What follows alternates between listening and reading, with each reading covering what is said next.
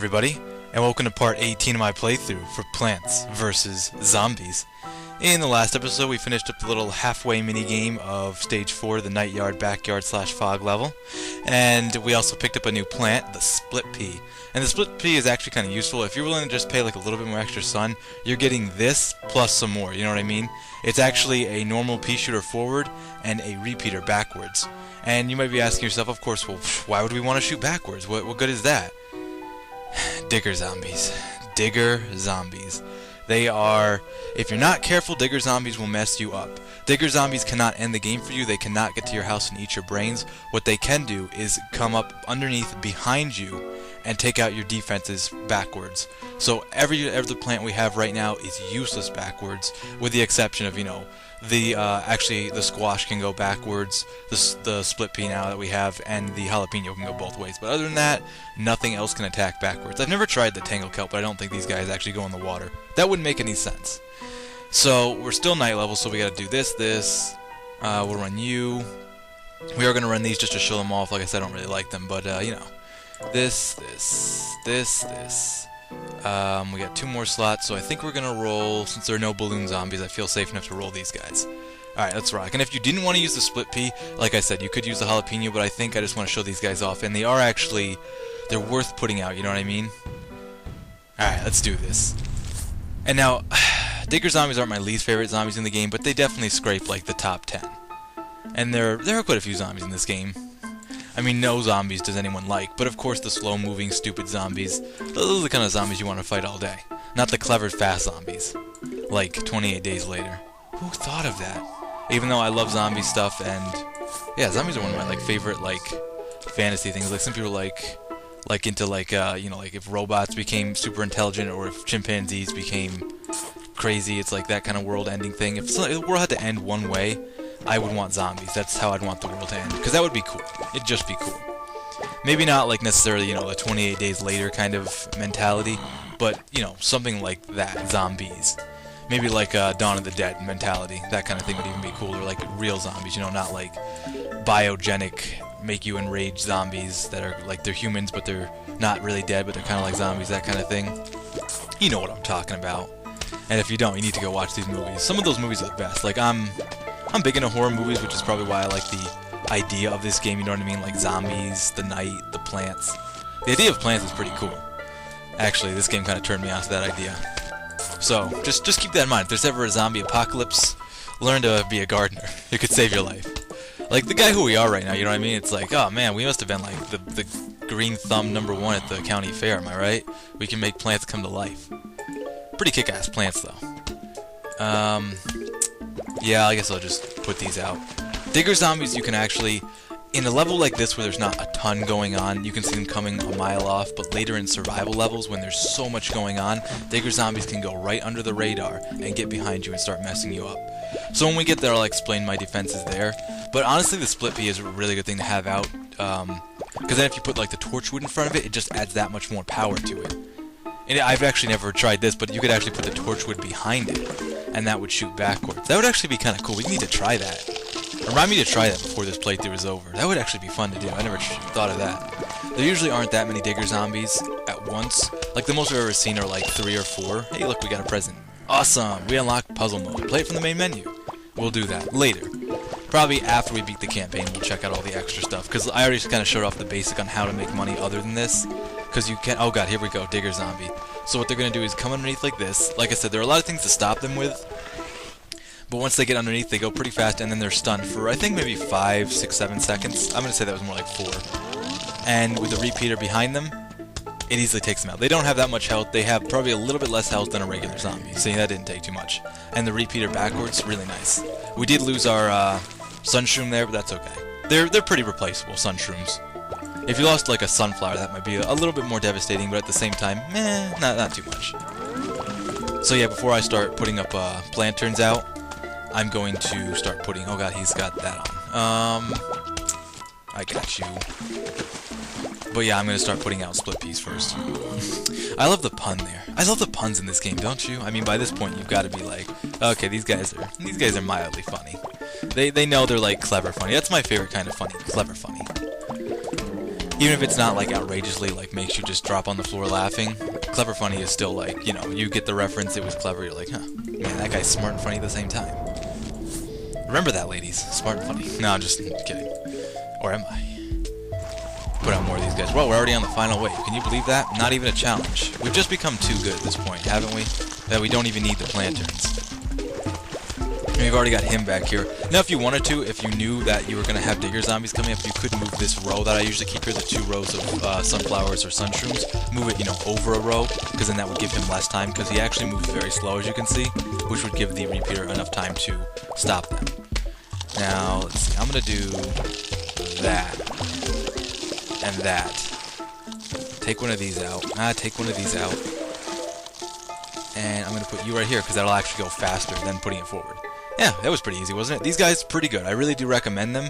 I think they work really well. Unlike the Blover that we went over that I gave a bad review on, Split Peas work really well. I recommend them. Starfruit. Shoot stars in 5 directions. And now, already you might be thinking, like, whoa, I can shoot in 5 directions? Holy bejesus, this has got to be the best plant in the game, right? It's only 125 sun? Kind of. I know, I'm only like par average, like, not that impressed. Okay, so now they're bringing out the cavalry. We got digger zombies, we got jack-in-the-box zombies, and we got heavily armored zombies. Or if you just had a zombie in a tank. Oh, God, that'd be horrible. Okay, so typical setup with these guys. The par average stuff I need to pick up. I don't really need to pick up lanterns so much now that we've got some of the things we have that are more equipped to fight the fog zombies, quote-unquote. Like the zombies we've met in the fog so far, you know, these guys. So, I think I'm going to pick up the Split Pea one more time just because it was actually pretty useful. I'm going to show off the Starfruit, and one of TSPP. Maybe these guys would be good, because actually, you know, let's, I'm going to put the Split Pea away and take out these guys just to show that they can be a alternative to the Split Pea for these guys specifically, because there are other enemies that the Split Pea would be good on. Maybe another TSPP? Yeah, I think we're okay with that. I think we can last throughout the fog. I don't think we need the planterns. Just to prove I can do it without it. I just prefer to see what I'm doing. And if you've noticed, the fog has actually gotten further and further. If you've been paying attention. Go back and look at some of the other videos. The fog was actually closer to over here. It's actually reached further now. So I think I'll be okay though, because I throw enough of these guys out, no one's going to get through these guys. Honestly, it's amazing. You should never ever go into a night level without puff shrooms. Puff shrooms are great. No sun, no cost, no repercussions, and they can just be thrown out there like peon soldiers. And that sounds terrible, but it's kind of what they were made to do. It's like their purpose. I like to think of it as like it's an honor for them to die in battle the way they do. Doesn't that make you feel better now that you thought about it that way? In case you had feelings for these plants. And you know, some of them, you know, yeah, they are risking their lives for us, right? Against the horde wave of zombies. Can you imagine if the zombies could actually run in this? I know a few of them can, like the football player zombie, but man, what if all the zombies could run? Ah, you'd be screwed. So screwed. See, like, you can just throw these guys out here, no cares in the world. And actually, with these guys here, I'm going to show these off in just a second. They cost a bit of sun, but we'll get up there. It's usually the beginning that's kind of boring for stuff like this. When you're just playing casually, it's fun, but like when it's a video, it's like, yeah, I know, but we've seen this how many times now? You've actually probably watched this quite a few times of the startup. Yeah, see, just throw these guys out here, no care in the world, I don't really matter where they are. They're just kind of like almost like a human shield, more like a plant shield, and a offensive weapon at the same time. Just throw them out there, doesn't matter. I'll put these guys here as backup.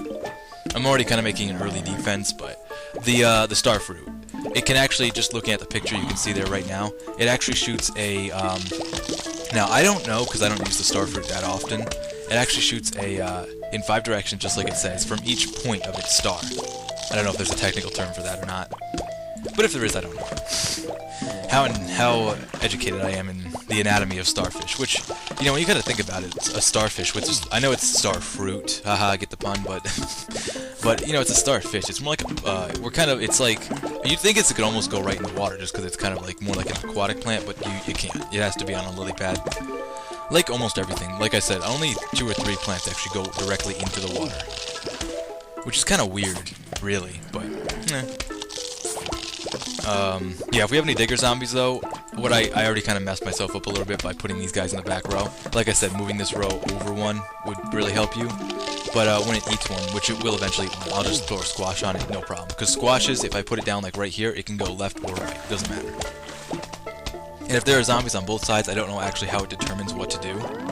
So, that's actually kind of an experiment. I need to start listing these down so when we do the survival missions, I have something to keep you entertained with, because I don't know how many times you can actually watch the same kind of scenario play out. Usually when I run scenario levels, I usually just run my preferred setup and it works out fine, but it's you know, it's the same thing over and over. So maybe we'll do like a random thing, like I'll close my eyes and pick out some random ones. That could be fun, right? I think that could be fun. Okay, we've almost got this set up. I'm gonna putting them right in the center. The starfruit is really the best approach you can do, in my opinion. I wanted to get one more of these guys out. Let's put him here now, just so you can see. So when a zombie goes, if you can imagine like invisible lines of where they're pointing, that's how it knows when to shoot. It doesn't just shoot whenever, you know, all that kind of stuff. I'm gonna put this here just to stop them. That worked out really well. Did you see that? Oh man, he just like turned on his buddy. He's like, wait, what are you doing? No! My brain! My dead brain. If the zombies had a voice. Getting out more of these guys in awkward places. These guys kind of feel like your awkward places. And once they find one is connecting in their invisible shooting line, they shoot in all directions, just like it says. And I don't know how much power these stars, like the Kirby stars, actually do, but they do a decent enough.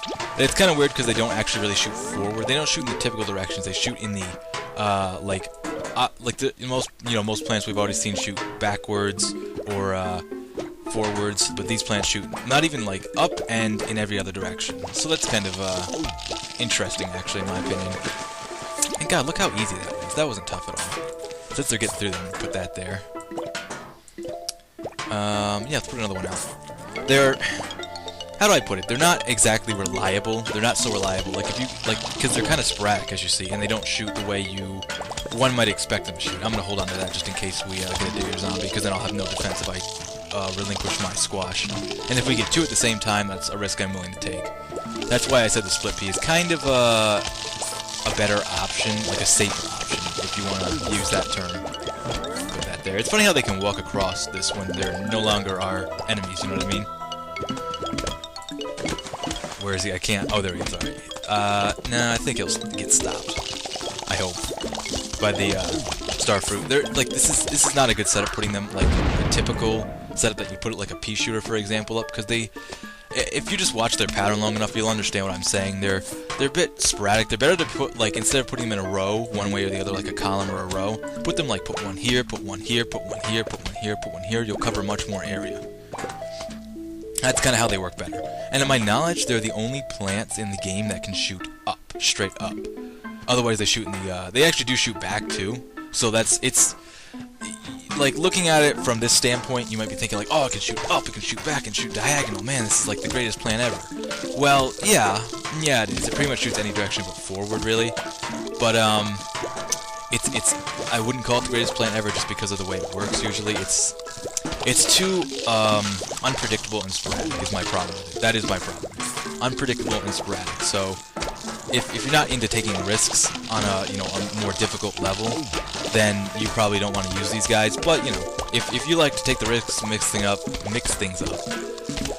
it'll be good for you. Like a challenge, really. It's like a built-in challenge almost. If you can learn how to use them, you'd probably be really good. But kind of like a built-in challenge. But I do like the stars, how they shoot stars. It reminds me of Kirby. I mean, I can't be the only guy who sees the Kirby kind of stars there, right? Maybe it is me. I have no idea. Have I played too much Kirby? Probably. There he goes again, talking to himself like I'm not even here watching the video.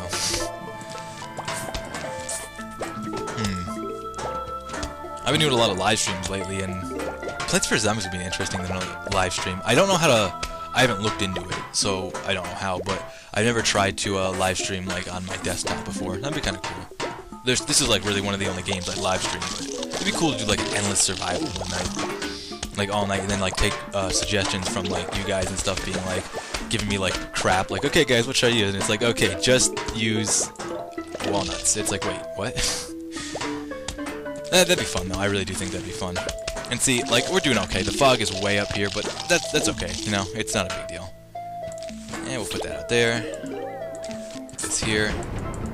Yeah, see, we're doing fine. And these guys really aren't the best. Like I've already said, not the best, but I'm pulling it off, so can you. I'm not really that good. I'm surprised. There should have been digger zombies by now. Oh, I've just jinxed myself. Hold on. Okay, he's just gonna come up here behind here anyway, so I'm gonna get rid of this and put this right here just to prove it can go either way. And squash. Oh, he didn't even get a chance. Poor guy. Oh, Jesus. That's why I hate those guys. Put that there, take him out. I can save this situation. Ah, situation saved. I can even put one of these guys back here. It would have been even better putting out one of these guys. I think this will recharge into... Oh, wow, we're already done. Oh, look at that. How easy was that? And not even using a real, like, MLG Pro setup. And we get a pumpkin. A pretty sweet-looking pumpkin. Pumpkin. I don't get it. Protects plants that are within its shell. This is one of my favorite plants in the entire game. Possibly my #1 favorite plant.